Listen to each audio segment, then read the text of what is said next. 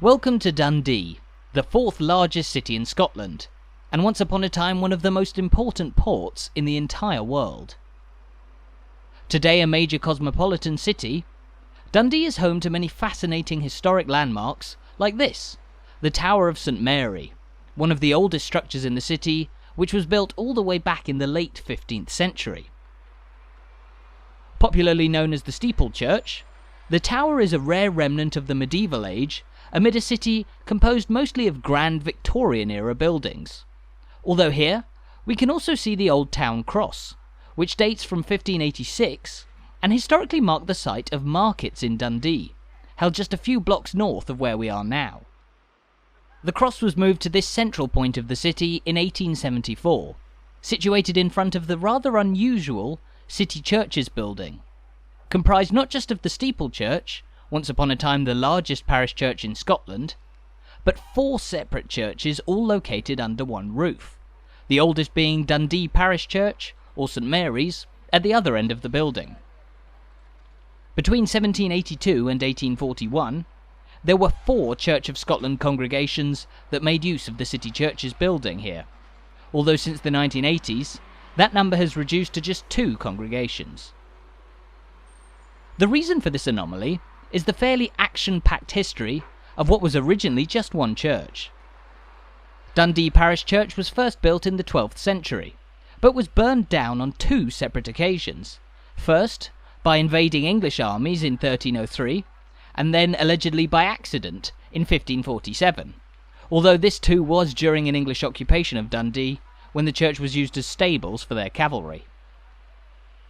Over the years, different parts of the church building here on Nethergate were destroyed and rebuilt at different times, and as such, they began to be used as separate churches, ultimately reaching the point where, when Dundee no longer found itself under attack,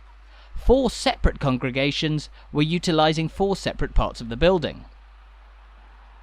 The history of Dundee's City Churches building and the city's role in the Church of Scotland goes even further,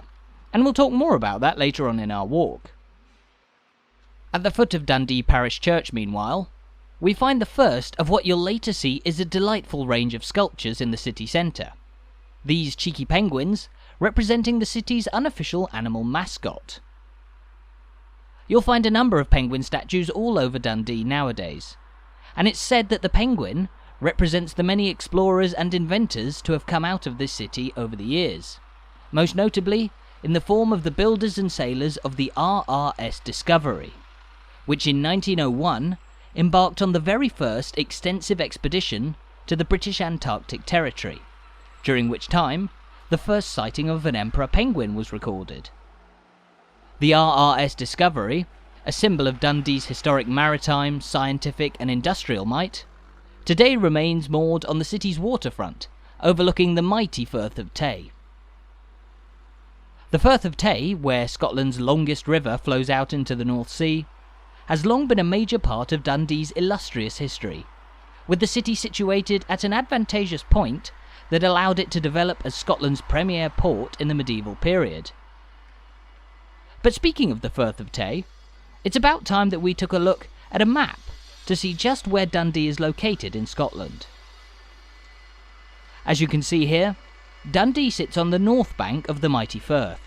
and in the historic county of Angus, a region often nicknamed the birthplace of Scotland. That moniker comes from nearby Arbroath, where the Kingdom of Scotland asserted its independence back in the year 1320, although Dundee has been the most significant settlement throughout much of the history of Angus. Here we now find ourselves at the very centre of the modern city, on the High Street. The High Street is the historic site of the marketplace, and it's today lined with grand buildings that served as townhouses for wealthy merchants, grand banks, exclusive restaurants and more. But there's perhaps no landmark greater than the immense Caird Hall here. Just over 100 years ago, this part of Dundee was known as the Vault, a cramped, overcrowded area packed with narrow closes like you'd find in Edinburgh. However, in the 1910s, a wealthy merchant by the name of Sir James Caird donated up to £100,000 for the building of a new city hall and council chambers, while the Caird Hall in front of us here was built as a spectacular new concert venue in 1923. Now, although many characterful 18th and 19th century buildings bearing resemblance to Edinburgh's Old Town had to make way, the three buildings that occupy the site of the vault today are impressive symbols of the wealth and stature that Dundee had gained by the early 20th century, on the back of its position at the heart of many international industries, particularly the global trade of jute, which we'll talk more about shortly. But long before the jute trade took prominence in this city, Dundee was still a thriving settlement, and by many measures, Scotland's second city after Edinburgh, with its geographical position on the Firth of Tay and facing the North Sea, allowing it to develop as the country's most significant port. Despite that status, however, the city's footprint wasn't all that big, occupying just these few streets inside what is today the Marketgait in a ring road, hence why cramped and overcrowded areas like the Vault came into being as the city continued to grow over time. Here on the centuries-old High Street, meanwhile, we find a popular statue of one Desperate Dan, the mascot of the Dandy, the old children's comic which was published from right here in Dundee between 1937 and 2013, starring as one of the most famous comics in Britain in the 20th century, and the third longest running comic of all time. Later on in our walk, we'll pass by the headquarters of the Dandy's publishers, D.C. Thomson & Co., who have been based in Dundee for nearly 120 years. The wide High Street here, meanwhile, was historically the site of Dundee's bustling marketplace, which existed from the year 1191, when what was then the small medieval port town of Dundee became a royal borough, a crucial stepping stone in the growth of Dundee's port, as this gave it the rights to trade internationally as well as domestically. As a result, Dundee's local market also became uniquely varied in Scotland, selling exotic products like French wines, European textiles and Spanish fruits that had been imported from overseas, which attracted traders from all over Scotland. Where market stalls once packed the centre of Dundee, in front of us there now stands this beautiful city centre building of the 1870s. Topped with a statue of Britannia and decorated with a number of other lavish figures, this was originally a branch of the Clydesdale Bank, designed in a striking Renaissance style that evokes the wealth and grandeur of Dundee during the height of the Victorian period. But just down here beside the old bank, we're walking along what appear to be old tram tracks, and in front of us is one of the last remaining horse-drawn trams in existence today, which carried passengers around Dundee city centre during the late 1870s. Those horse-drawn trams were some of the earliest used in Dundee, but steam and later electrified trams became all the rage in the world of urban transport in the late 19th and early 20th centuries. In fact, at the peak of Dundee's tram network in 1932, there were as many as 79 different lines ferrying people all over the city, which by that point had swelled to encompass a huge urban area lining the northern bank of the Firth of Tay. Now here there stands another prominent landmark in the heart of Dundee, a soaring church building known as St Paul's Cathedral, which was built in 1855 to serve as the new seat of the Bishop of Brechin, part of the Scottish Episcopal Church, which had begun to emerge from a number of decades of suppression in the country when this church was constructed. And down at the foot of St Paul's Cathedral, there stands an impressive statue of Adam Duncan, a famous son of Dundee who went on to serve as an admiral in the Royal Navy. Born, brought up and resident in Dundee for much of his life, Duncan is best known as the Admiral of the Fleet during the Battle of Camperdown in 1797, where he led the Royal Navy to victory over the Dutch Navy off the coast of North Holland. At the time, the victory at Camperdown was acclaimed as the greatest in British history, as Duncan's fleet managed to destroy 11 Dutch ships without losing a single one of their own, sending a clear message to Britain's rivals in the seas as to the Royal Navy's strength. The legacy of Adam Duncan's naval triumphs is just one part of Dundee's illustrious maritime history,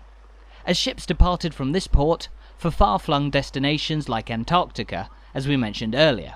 and many more hitherto unexplored places.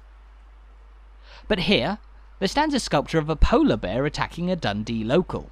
depicting an event that actually happened in this city back in 1878.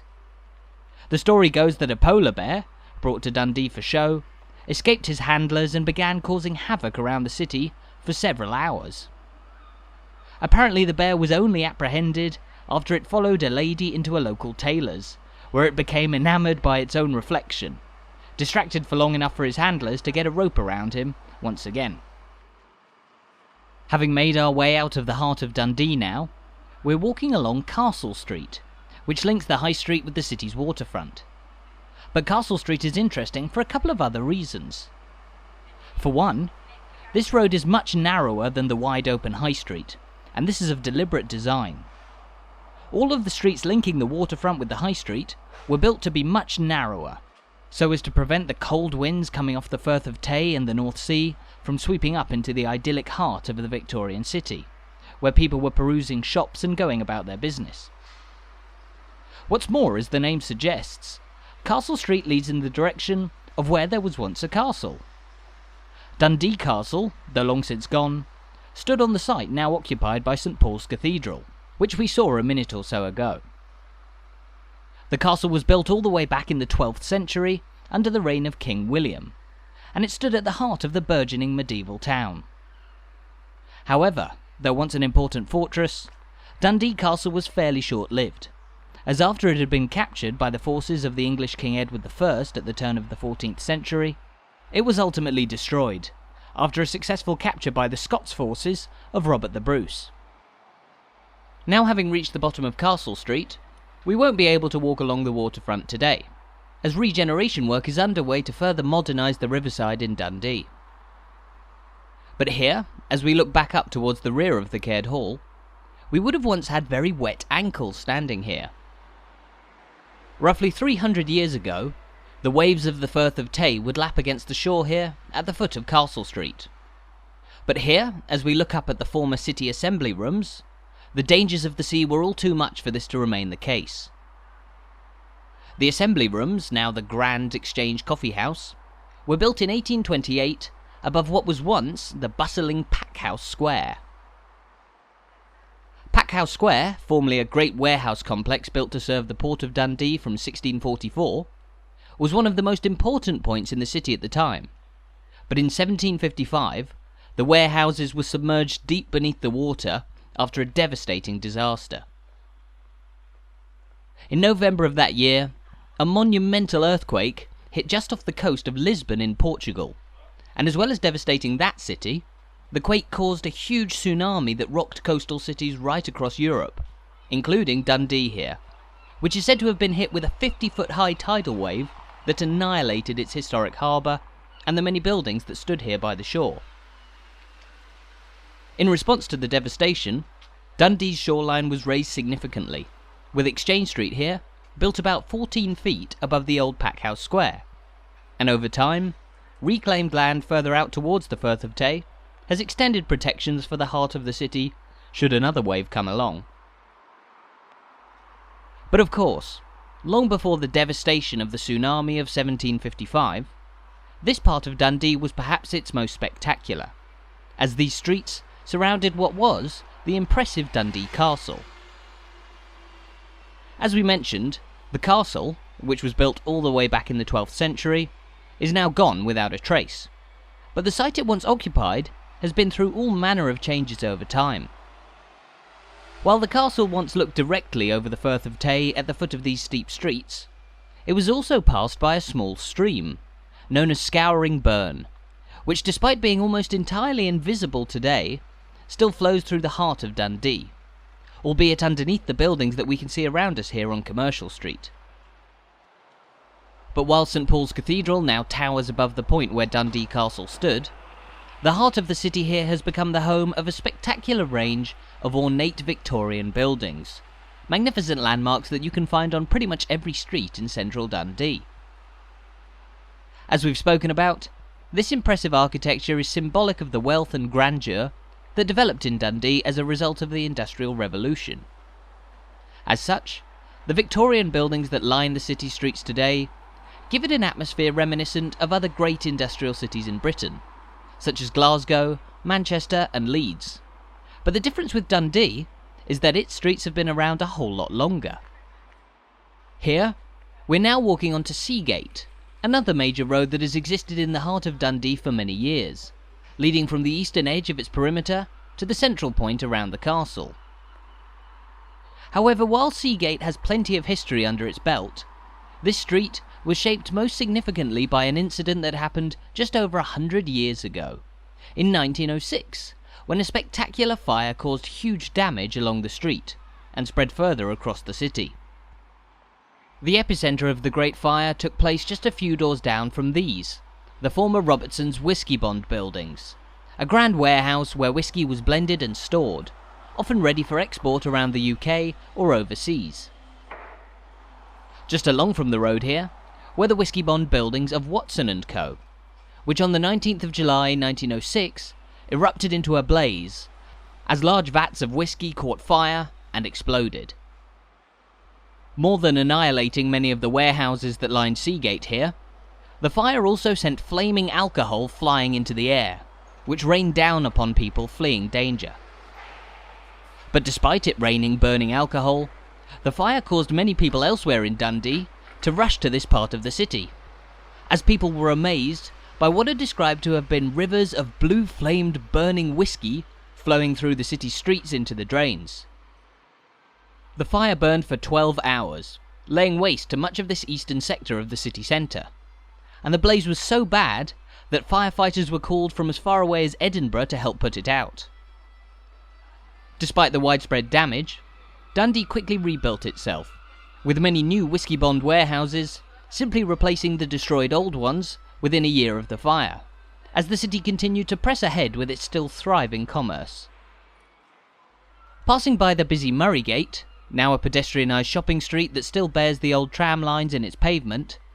we're now going to make our way along Commercial Street to what was once the northern edge of Dundee, today home to more impressive landmarks. But as we walk between these grand buildings, we mentioned that the port of Dundee found success in the 19th century as it became the centre of the global trade of jute. But how exactly did that come about? Well, the British trade of jute, a type of fibre second only to cotton in the manufacture of affordable textiles, originated in the Indian subcontinent, where it had been used for thousands of years. In the 19th century, many jute mills were established around Dundee, as the city's position on the Firth of Tay on Scotland's east coast made it easily accessible for ships importing jute from India. But Dundee was also a city which had a thriving whaling industry, and it was discovered by millers in Dundee that the use of whale oil could be used for the processing of jute, rather than by hand as had been done before. By the end of the 19th century, most workers in Dundee were employed in the jute industry, and this remained a major part of the city's economy for decades afterwards, with the last jute mill here only closing in the 1970s. But the fruits of Dundee's enduring jute industry can still be seen clearly today, from grand landmarks like the McManus Art Gallery, which we'll talk more about in a moment, to the many more eye-catching Victorian and Edwardian buildings that line the city's streets. Here we find ourselves in a part of the city known as the Meadows, historically the site of luscious meadows through which scouring burn flowed. In the 19th century, however, many major institutions decided to move from the heart of the city to this area, including the Royal Exchange here, which was built in 1855. Once upon a time, the Royal Exchange was much bigger than it is today, topped with a great spire, but the waterlogged foundations of the former meadows meant that the building's foundations kept slipping, and so the spire on the Royal Exchange was removed. At the heart of the meadows, however, there stands the beautiful McManus Art Gallery, surrounded by a number of impressive statues, like that of James Carmichael here, a Glaswegian engineer who moved to Dundee and founded the firm J&C Carmichael, manufacturing steam engines for boats used in the area, like the ferry across the Tay, and later, further developments for the many ships that departed the port of Dundee. A little further around the perimeter of the McManus, meanwhile, we find this ornate statue of Queen Victoria, commissioned to celebrate her Diamond Jubilee in 1897. Interestingly, while this pose is now iconic of the Queen, the depiction here in Dundee was controversial for its time, as many felt it depicted Victoria in too realistic and unflattering a light. Now, the grand building that stands behind the statue of the Queen was originally constructed in the late 1860s as a memorial to her late husband, Prince Albert. At the time, the McManus was the largest memorial to Albert outside London, and it originally served as a reading room known as the Albert Institute. Standing just across the road from the beautiful Panmure Trinity Church, the old Albert Institute was extended further in the late 19th century, with the building of new art galleries and museum galleries, serving a function that the McManus, as it became known later on in life, retains to this day. Passing by this statue of George Kinloch, a Dundee-born MP of the mid-19th century, who was at one point outlawed for campaigning for popular rights and against slavery, the many statues that surround the McManus here tell the illustrious story of Dundee through a number of famous figures. And as we mentioned at the start of our walk, Dundee is absolutely packed with statues and sculptures wherever you look, with the city home to over 500 pieces of public art. This density of public art has earned Dundee the title of City of Design from none other than UNESCO, and the McManus here is another symbol of that groundbreaking design and ingenuity that Scotland was brimming with in the 19th century. And just out in front of the McManus, there stands another grand statue of none other than Robert Burns, Scotland's national poet who traversed Scotland collecting folk songs, and who visited Dundee in 1787, describing it as a low-lying but pleasant town. Also in the world of writing, opposite Robert Burns' statue here is the Courier Building, an American-inspired office block of 1906 and the headquarters of D.C. Thomson & Co., who, as we know, were the publishers of the Dandy, as well as a number of newspapers and magazines still published across Scotland today. In fact, D.C. Thomson & Co. are just one part of Dundee's historic journalistic heritage, and along with the jute trade, and a long and famous association with marmalade, Dundee has often been known as the city of jute, jam and journalism. But just across from the Courier Building, there stands another immense city centre landmark. This ornate temple-style building is the High School of Dundee. This building, originally the boys' school, dates from 1834,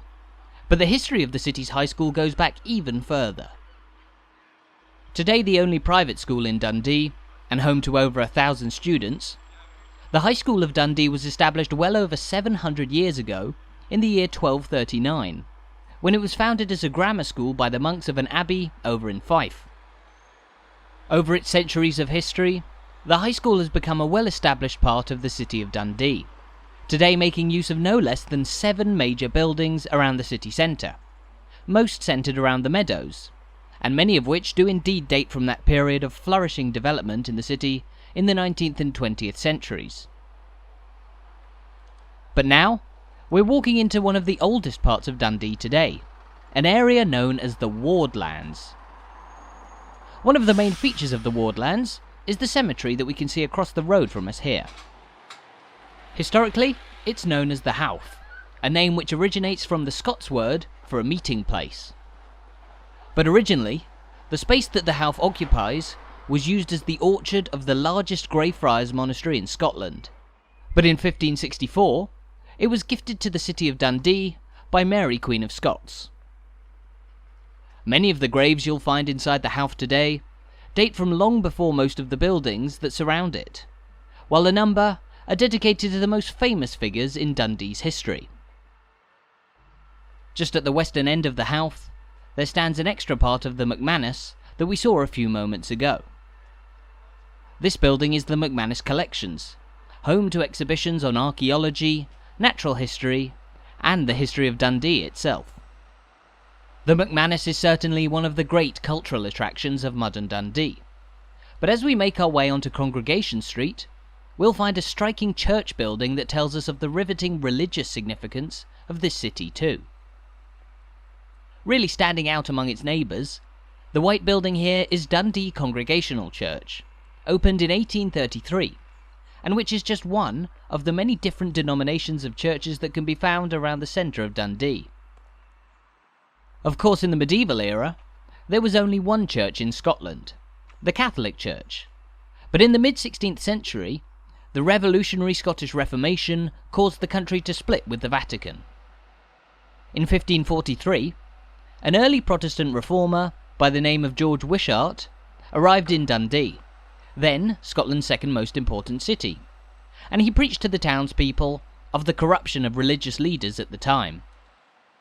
His sermons drew big crowds around Dundee, and began fostering a fiery sentiment that eventually boiled over into a riot which targeted the Greyfriars Monastery, one of the symbols of religious power in the city.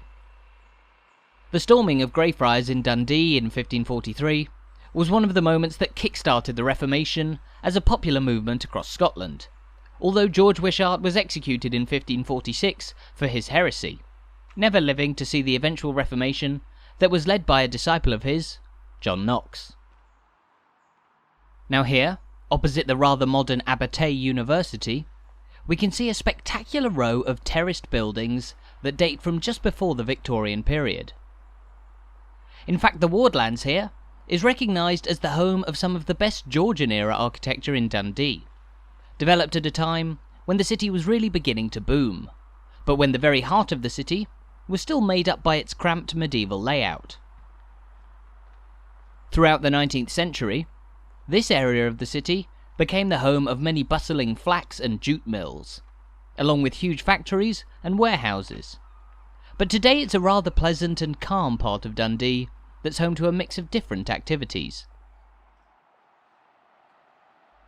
The immense mid-20th century building to our left is a large office block, and across the road from it, there stand the buildings of the Dundee Sheriff Courthouse, one of the largest landmarks in the city today. Originally designed in 1833, the courthouse wasn't actually built until 30 years later, in 1863, as the city waited for the right funding to get the project off the ground. Like many sheriff courthouses around Scotland, the one here in Dundee was built to be as grand as possible, said to be a monument to justice and a real display of power too. Now, while the courthouse retains its original function to this day, many of the historic buildings that surround it no longer do. Just behind the courthouse, we can see the enormous Old Mill, which we'll take a look at in a moment, and which will sadly be the last landmark on our walk around Dundee. But as we take a look around the varied collection of buildings here in the Wardlands, there's one interesting thing about this city that we haven't yet picked up on: its name. There are many different theories as to the origins of the name Dundee. It's almost certain that the Dun part of its name refers to a fort, likely Dundee Castle, as is the case in many other Gaelic-inspired names like Dunfermline, Dumfries, Dumbarton, and more. As for the D part of its name, it's possible that this comes from the name for the River Tay, and so Dundee was the Dun, or fort, by the Dee, or Tay. But here, as we look at this memorial to former Dundee police officers who lost their lives in the 2 World Wars, we now find ourselves on the Marketgait Ring Road, historically the perimeter of the city centre, and where we're looking at the Old Mill, one of the huge buildings in which Dundee's thriving industry took place in the 19th century. But beyond its commercial heritage, there's so much more to this magnificent city, from the legacy of its old castle to its beautiful architecture, countless statues, heritage of discovery, an important place in Scottish history. Thank you so much for watching this video. I really hope you enjoyed it, and I hope you're now looking forward to visiting and exploring the great city of Dundee for yourself in future too.